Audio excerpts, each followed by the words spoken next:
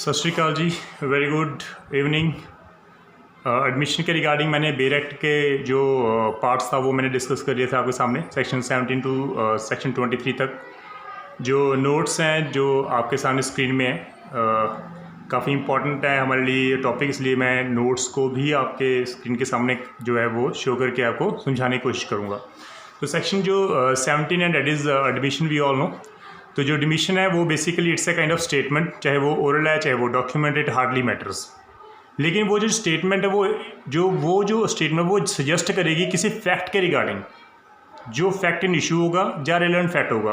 तो admission basically it's a statement, oral or documentary, which suggest any inference as to any fact in issue or relevant fact. So admission जो है basically is a voluntary acknowledgement about the existence of certain facts.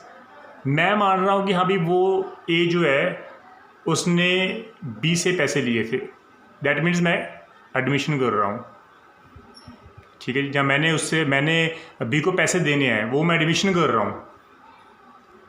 तो हम लोग बात करें किसी fact के regarding, तो किसी फैक्ट को एक्नॉलेज करना, वॉलंटरी एक्नॉलेज करना इज एडमिशन। तो आपके सामने एग्जाम्पल है, that is a person is sued for the recovery of loan and there is an entry in his account book recording the fact of the loan. Definitely अगर कोई person किसी को loan दे रहा है और वो अगर अपनी अकाउंट बुक में उस लोन की जो एंट्री वो एंटर कर रहा है, इंसर्ट कर रहा है, तो वो एडमिशन मानी जाएगी कि वो पर्सन जो है किसी पर्सन की लायबिलिटी को बता रहा है। तो अ person is sued for the recovery of loan and there is an entry in his account book recording the fact of the loan. मैंने ए को लोन दिया, ए की जो बुक अकाउंट बुक है उसकी वहाँ पर एंट्री थी कि वो मुझसे लोन लेके गया है, तो वो एडमिशन है, his part of his liability. And if he makes any statement to the fact that he does owes the money and that he will also be an admission being a direct acknowledgement of liability. तो अगर वो किसी से बोल रहा है कि मैंने उसको पैसे देने, ये तो डायरेक्ट एक्नॉलेजमेंट ऑफ लायबिलिटी है। अदरवाइज जो उसकी अकाउंट बुक है वो भी एडमिशन है कि उसने उससे लोन लिया है, गाइस, ठीक है। Then another, while drafting the written statement in response to the plaint, तो वहाँ पे हम लोग जब रिटन स्टेटमेंट हम लोग ड्राफ्ट कर रहे होते हैं तो डेफिनेटली हम जो प्लेंट में जो हमारे एलिगेशन लगाए हैं हम उसको जहाँ तो एक्सेप्ट कर रहे होते हैं, जहाँ हम लोग डिनाई कर रहे होते हैं। अगर हम लोग एक्सेप्ट कर रहे हैं प्लेंटिफ के एलिगेशन को तो वो हमारी एडमिशन है।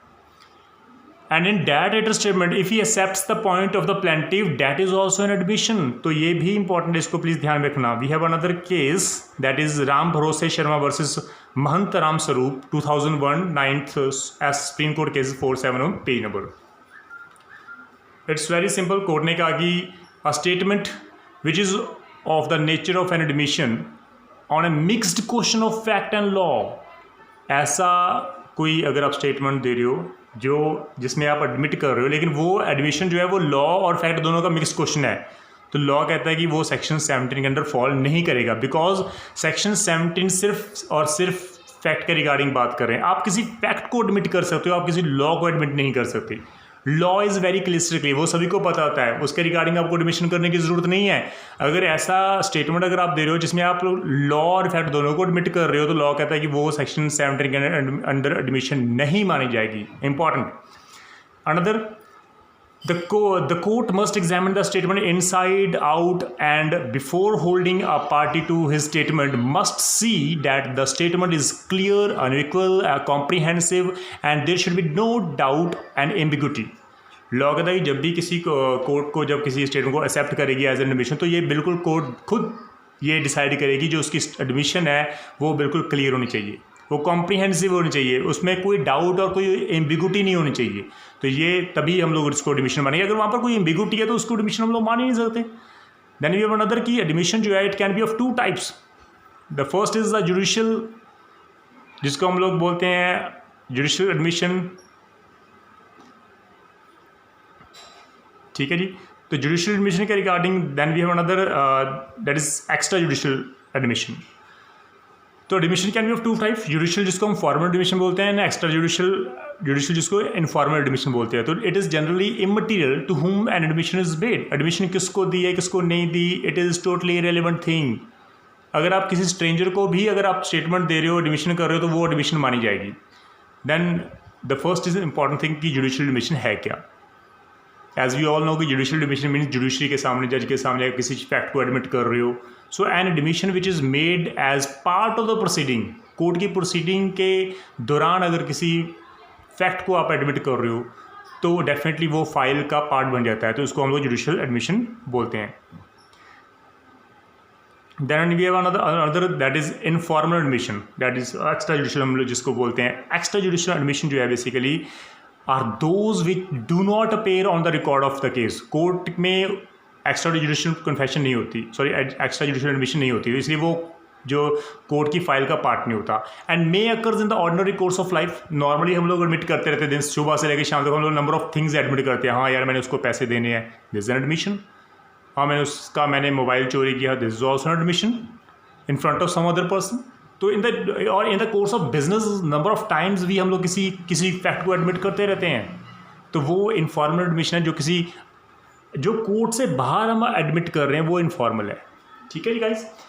जो judicial admission being made in the case are fully binding on the parties who make them. अगर जुडिशरी के सामने अगर किसी फैक्ट को एडमिट करो तो वो तो बाइंडिंग है.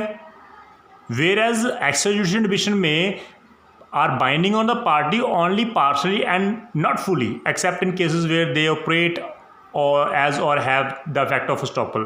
अदरवाइज ठीक है, किसी को आप एडमिट कर रहे हो वो बाइंडिंग दो ही ना है, वो कौन सा प्रूफ कर देगा हमें. तो जो इसलिए हम लोग मान के चलते हैं कि जो एक्स्ट्रा जुडिशियल जो एडमिशन है वो स्ट्रॉन्ग पीस ऑफ एविडेंस नहीं है हमारे लिए. लेकिन जो जुडिशियल एडमिशन है it's a strong piece of evidence, लेकिन वो कंक्लूसिव नहीं है. इसको प्लीज़ आप ध्यान में रखना कि जो एडमिशन है it is not a conclusive proof.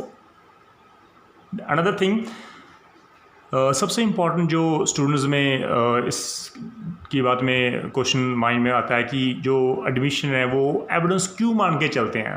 What are the reasons behind that कि हम लोग एडमिशन को रिसीव कर रहे हैं एविडेंस में, कोर्ट में उसको रिसीव कर रहे हैं एज ए एविडेंस. तो गाइज इसके नंबर ऑफ रीजंस हैं. पहला रीजन हमारे आपके सामने है, admission a waiver of proof. If a party admitted a fact that it need not be proved against him, अगर कोई पर्सन एडमिट कर रहा है किसी फैक्ट को, अपोजिट पार्टी को उसको प्रूफ करने की जरूरत नहीं है. But admission constitute a very weak kind of evidence. ये आप इसको ध्यान में रखना. Admission weak kind of evidence है, इसको कॉर्पोरेट करना पड़ता है. It is not a conclusive evidence at all जिसके बेस आप किसी कोर्ट में आप फैसला सुना दो. It's not at all. तो इसको प्लीज़ आप ध्यान रखना. तो जो एडमिशन है as a waiver of proof, उसको प्रूफ करने की जरूरत नहीं है, किसी ने एडमिट कर दिया, it's all final. Second thing, admission against interest. Admission जो है वो दो टाइप्स का है. मैंने आपको पहले बार जो हमारे जुडिशियल एंड एक्स्ट्रा जुडिशियल, लेकिन यहाँ पर मैंने एडमिशन फर्दर डिवाइड कर दिया सेल्फ हार्मिंग स्टेटमेंट में और सेल्फ सर्विंग स्टेटमेंट में.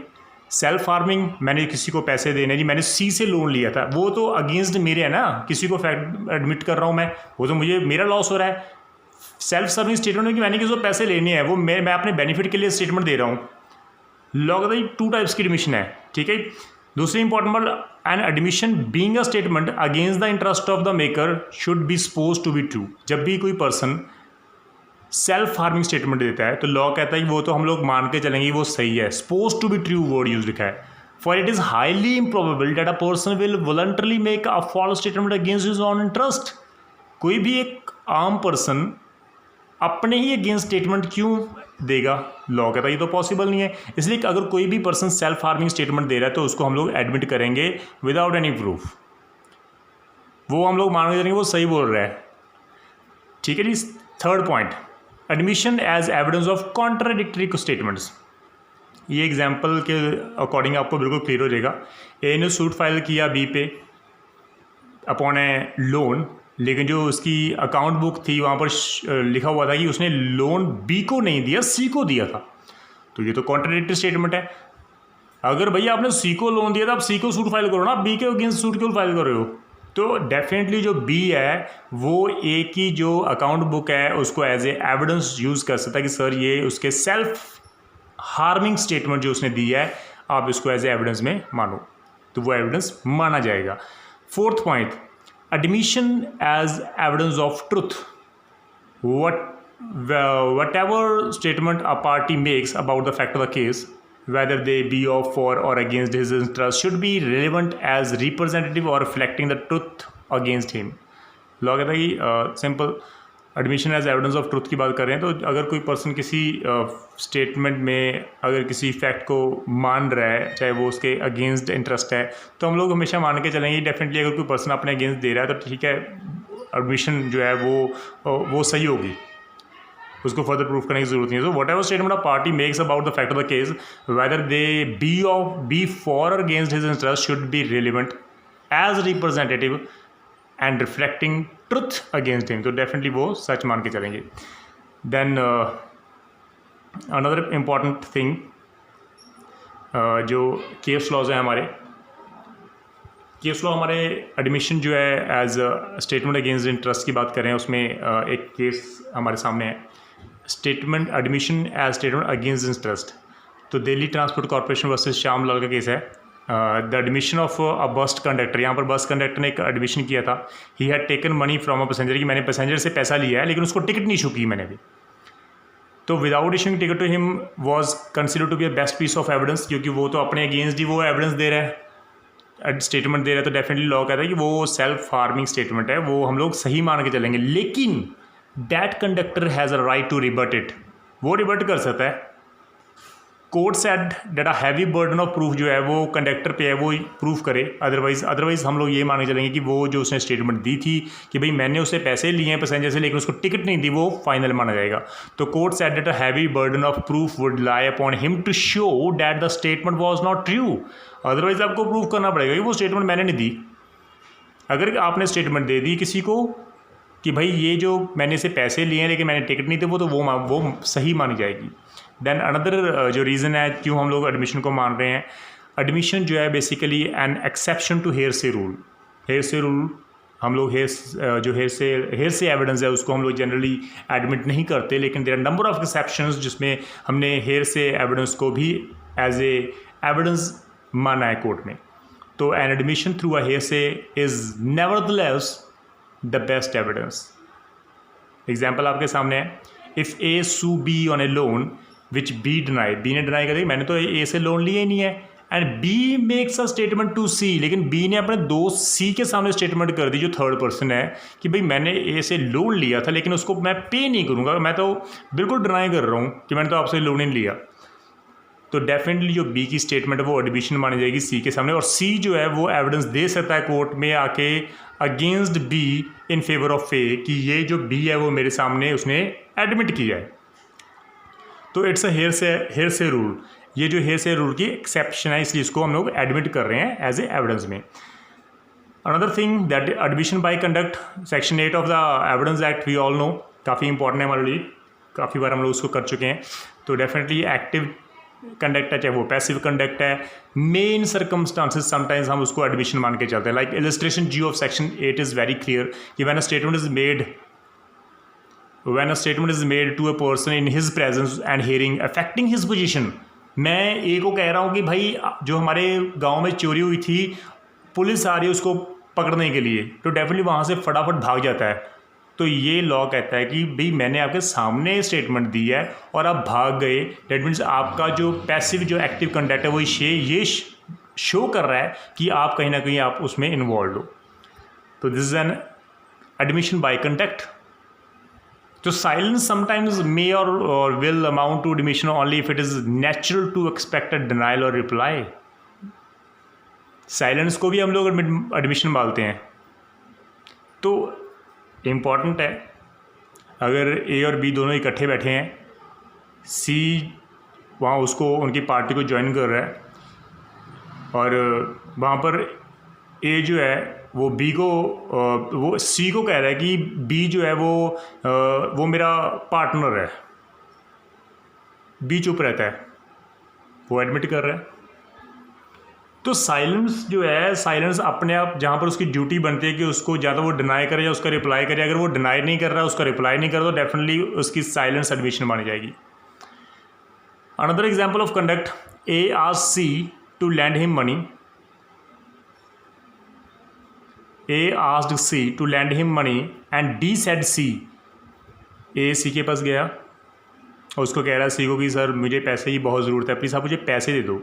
डी वहाँ पर मौजूद था उसमें, डी ने सी को कहा कि भाई प्लीज़ इसको पैसे मत देना, इसने मेरे से भी पैसे लिए और आज तक मुझे पैसे ही नहीं दिए, 10,000 रुपये लेके गया था मुझसे, लेकिन उसने मुझे पैसे आज तक नहीं दिए, तो वहाँ से जो ए है बिना रिप्लाई किए हुए वहाँ से चला जाता है।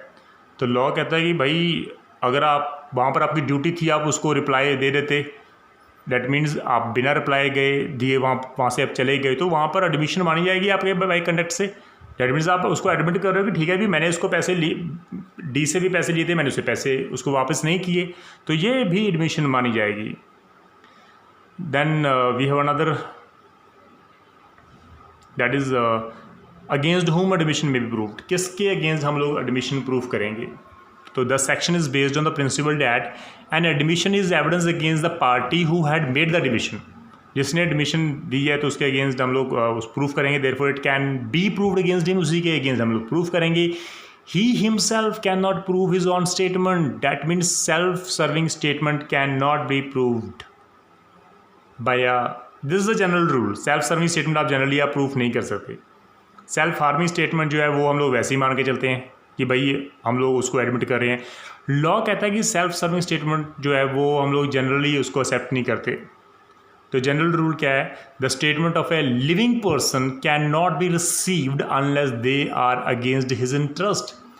तो इट्स वेरी क्लियर कि सेल्फ सर्विंग स्टेटमेंट हम लोग एक्सेप्ट ही नहीं करते, लेकिन सेल्फ हार्मिंग स्टेटमेंट हम फटाफट एक्सेप्ट कर लेते हैं। तो the self favouring admissions are not permissible because person will always naturally make statement that are favorable to him। तो कोई भी पर्सन अपने फेवर में स्टेटमेंट दे देगा, तो लॉ इसलिए कहता है कि सेल्फ सर्विंग स्टेटमेंट हम लोग जनरली एक्सेप्ट करते नहीं है। हाँ, अगर सेल्फ हार्मिंग स्टेटमेंट हम फटाफट उसको एक्सेप्ट करेंगे, उसको एडमिट कर लेंगे, एडमिशन मानी जाएगी। तो सेक्शन जो 17 है वहाँ पर क्लियर कट लिखा हुआ है, includes the self serving statement, though of course a party can prove a self-serving statement only under exception laid down section 21। जो section 17 it's a general section, general definition of the admission जो है, तो definitely उस definition में जो self serving and self harming statement दोनों उसमें include मानी जाएंगी। लेकिन सेल्फ सर्विंग स्टेटमेंट जो है वो जनरली उसको हम लोग एक्सेप्ट नहीं करते एज एडमिशन। लेकिन सेक्शन 21 में एक्सेप्शंस दी हुई हैं जहाँ पर हम लोग सेल्फ सर्विंग स्टेटमेंट को भी एडमिट करते हैं और उसको एज ए एविडेंस मान के चलते हैं। But where however a person self serving statement subsequently become adverse to his interest, it may be proved against him as an admission. तो लॉ कहता है कि जनरली देखो, जनरली क्या होता है कि हम लोग सेल्फ सर्विंग स्टेटमेंट जो है वो कभी भी उसको एज ए एडमिशन नहीं मानते। लेकिन अगर कोई सेल्फ सर्विंग स्टेटमेंट अगर कोई दे रहा है, लेकिन बाद में अगर वो खुद उसके अगेंस्ट चली जाती है वो स्टेटमेंट, तो डेफिनेटली वो तो सेल्फ हार्मिंग हो गई, तो वो हम लोग उसको एडमिशन मान के चलते हैं। तो there are certain exceptions under section 21 in which self serving statement can be, जो उसको हम लोग रिलेवेंट मान के चलते हैं। तो एक्सेप्शन फर्स्ट कौन सी है? When it is of such A nature that if the person making it were dead, जिस पर्सन ने स्टेटमेंट दी है सेल्फ सर्विंग स्टेटमेंट, हम उसको प्रिज्यूम करके चलते हैं कि अगर वो मर जाए और उसको डेथ हो जाए, तो वो जो स्टेटमेंट है क्या वो सेक्शन 32 में रेलिवेंट मानी जाएगी? अगर वहाँ पर रेलिवेंट मानी जाएगी तो डेफिनेटली जब वो जी रहा है उसको, अब उसकी जिंदा है तो जब वो जिंदा है तो उसको वो स्टेटमेंट 21 में रेलिवेंट मानी जाएगी। तो it's a kind of presumption. पहले उसको हम लोग मार कर चलेंगे, ये प्रिज्यूम करके चलेंगे उसकी डेथ हो गई है। अब उसकी जो स्टेटमेंट है वो देखेंगे कि चेक करेंगे कि क्या सेक्शन 32 में वो फॉल कर रही है। अगर वो 32 में फॉल कर रही है मरने के बाद, तो डेफिनेटली उसकी जिंदगी वो सेक्शन 21 में एक्सेप्शन में फॉल करेगी सेल्फ सर्विंग स्टेटमेंट। तो उसके रिगार्डिंग प्लीज़ आप रजिस्ट्रेशन बी एंड सी आप सेक्शन 21 की चेक कर लेना, बेरेट लैंग्वेज काफ़ी इंपॉर्टेंट है, वो फर्स्ट एक्सेप्शन के रिगार्डिंग डील कर रही है। Then we another exception, exception 2। Exception 2 जो है बेसिकली वो कंडक्ट एंड स्टेटमेंट के रिगार्डिंग डील कर रहे हैं। तो exception 2, the exception enables a person to prove his statement as to his state of body or mind. For example, if a person is injured and the question is whether the injury was intentional or accidental, his statement at that time as to why he was injured can be proved by himself। वो खुद भी तो अपनी statement prove कर सकता है कि sir मैंने उसको सामने स्टेटमेंट दी थी सी को कि भाई वो मुझे क्यों मार रहे हैं, वो एक्सीडेंटल नहीं है, वो इंटेंशनल थी, उनका मारना वो इंटेंशनल था। तो लॉ कहता है कि सेल्फ सर्विंग स्टेटमेंट भी मानी जाएंगी, लेकिन इंपॉर्टेंट चीज़ क्या है, क्योंकि body state of body or mind को पढ़ने के लिए सबसे इंपॉर्टेंट जरूरी है हमारे लिए, ये एक्सेप्शन इसलिए इंपॉर्टेंट है। 8 section of the evidence act जो है वो इसके साथ हम लोग रीड आउट करेंगे। एक्सेप्शन 2 के साइड लॉ कहता है जब भी आप स्टेटमेंट दे रहे हो जिसके अकॉर्डिंग आपके कंडक्ट एंड स्टेटमेंट दोनों पैरेलल चल रहे हैं तो डेफिनेटली लॉ कहता है कि वो स्टेटमेंट एडमिशन मानी जाएगी। सेल्फ सर्विंग स्टेटमेंट आप खुद प्रूव कर सकते हो अपने। So however such statement should be contemporaneous occurring at the same time, same समय में कंडक्ट एंड स्टेटमेंट दोनों एग्जिस्टेंस में चाहिए हमें। तो with existence of condition of state of mind and body दोनों चाहिए और स्टेटमेंट आपकी वहाँ पर बिल्कुल चाहिए। तो conduct and the statement both should be relevant, वो दोनों इकट्ठी होनी चाहिए एक समय में, तभी उसको हम लोग मान के चलेंगे। ठीक है जी, तो दिस इज़ एन इम्पॉर्टेंट।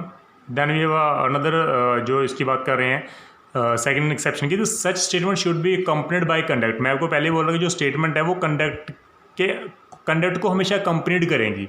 अगर वो सिर्फ स्टेटमेंट दे रहा है लेकिन वहाँ पर कंडक्ट नहीं है तो डेफिनेटली उसकी एक्सेप्शन सेकंड में वो फॉलो नहीं करेगा। वो सेल्फ सर्विंग स्टेटमेंट जो है वो उसको हम लोग मान के चलेंगे नहीं कि वो उसको रीड आउट किया जाता है। तो it is necessary being as an exception of section जो है एडमिशन की जो एक्सेप्शन है हेयर से सेल्फ सर्विंग स्टेटमेंट जो है वो अगर कोई पर्सन स्टेटमेंट दे रहा है, सेल्फ सर्विंग स्टेटमेंट दे रहा है और उसका उसमें कंडक्ट, उसकी बॉडी लैंग्वेज वो बिल्कुल साथ दे रही है उस स्टेटमेंट का, तो डेफिनेटली हम लोग मान के चलेंगे कि वो बिल्कुल सही कर रहा है। तो this ensures that the condition of mind and the body described by the statement is really true and not feigned, means fabricating नहीं है। कोई लॉ कहता है कि अगर कोई पर्सन स्टेटमेंट दे रहा है वो तो गलत भी दे सकता है लेकिन उसका कंडक्ट कभी गलत नहीं होता, इसलिए लॉ कहता है कि स्टेटमेंट प्लस कंडक्ट दोनों साइमल्टेनियसली चाहिए। यहाँ पर गाइड्स प्लीज़ आप इलस्ट्रेशन देखना बेयर एक्ट में, D illustration and illustration exception 2 में फॉल करेगी, तो इसको आप चेक करना। Then we last exception that is exception 3, an admission may be proved by or on behalf of the person making it. An admission may be proved by or on behalf of the person making it if it is relevant otherwise than as an admission। Law कहता है कि पहली exception होगी हमारी जिसमें dying declaration के regarding बात करेंगे। अगर उसको प्रोज्यूम करके चलेंगे अगर वो मर जाए तो उसकी स्टेटमेंट अगर 32 में फॉल कर रही है तो डेफिनेटली जिंदा जी उसकी सेक्शन 21 में सेल्फ सर्विंग वो खुद प्रूव कर सकता है। सेकंड स्टेटमेंट जो सेकंड एक्सेप्शन किया सेल्फ सर्विंग स्टेटमेंट में, जब उसकी स्टेटमेंट प्लस कंडक्ट दोनों साथ साथ साइमल्टेनियसली वर्कआउट करते हैं तो डेफिनेटली वो हम लोग रेलिवेंट मानते हैं।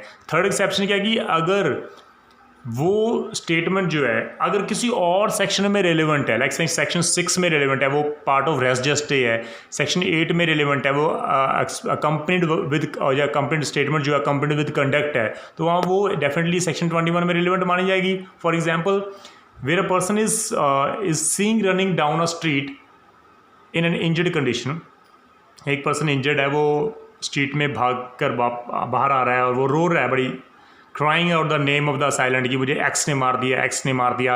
ही may prove his own statement as it accompanies some conduct and explain the fact of injury. वो जो कंडक्ट था वो जिसकी स्टेटमेंट थी वो रेलिवेंट है, इट इज़ एक्सेप्शन।